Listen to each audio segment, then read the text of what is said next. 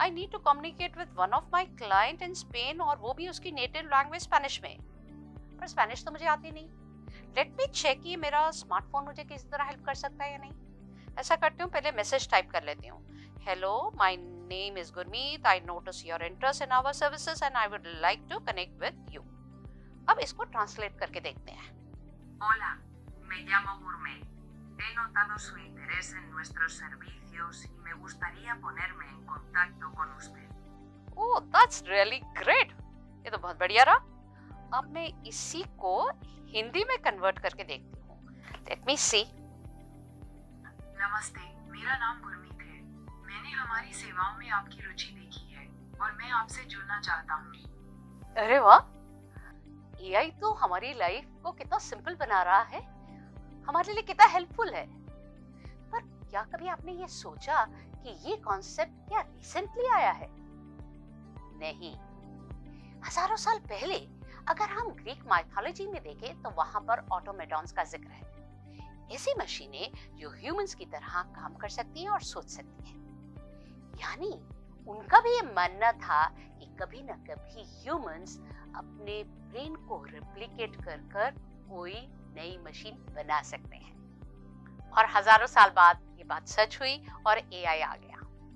1950 आते आते generation of scientist and researchers थे हमारे पास, जो कि ग्रो ही हुए थे आर्टिफिशियल इंटेलिजेंस थॉट के साथ।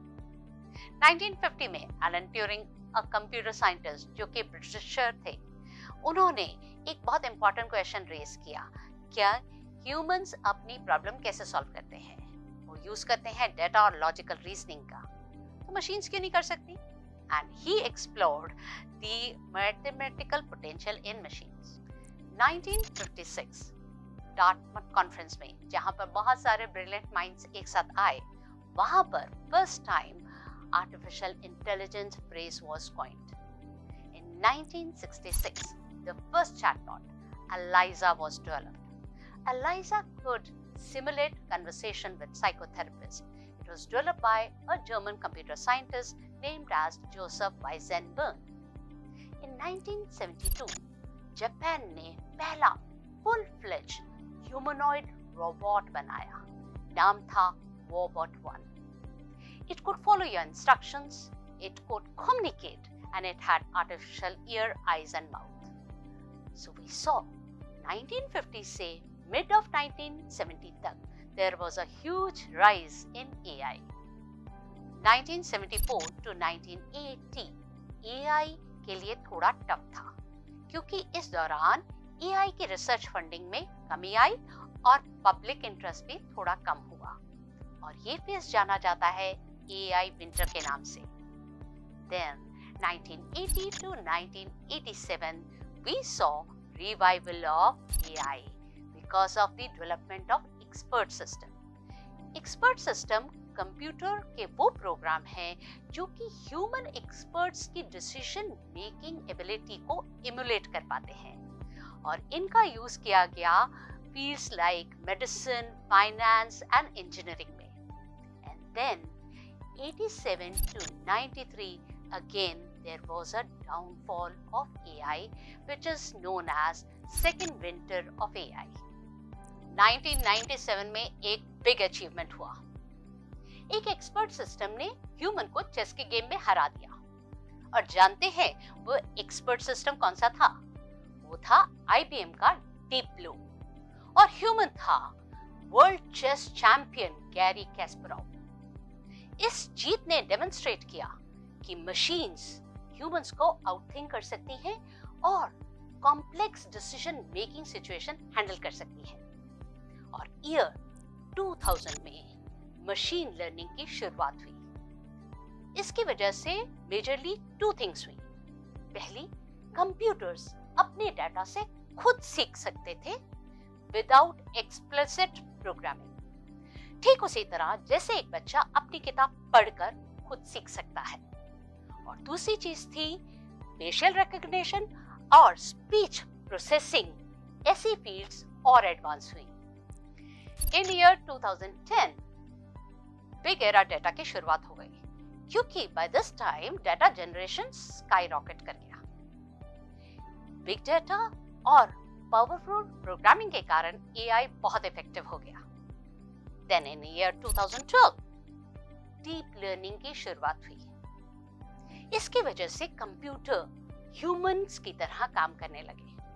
ह्यूमन का ब्रेन काम करता है नर्वस सिस्टम से।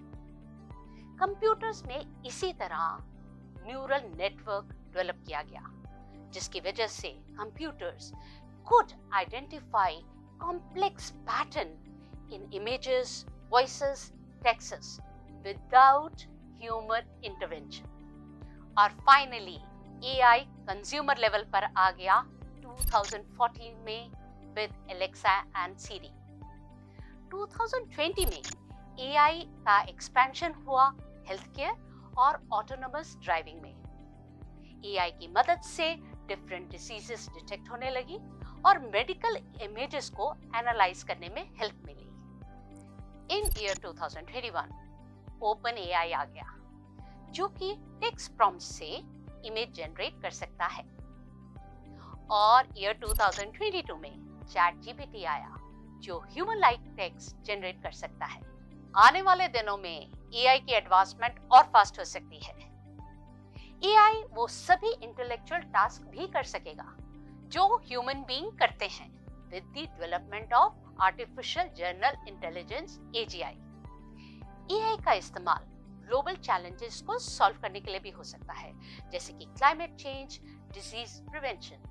The journey of evolution of AI has been remarkable, and we observe that 1950 onwards, AI के evolution में major breakthroughs हो रहे हैं हर decade में, और अब ये evolution और तेजी से हो रहा है।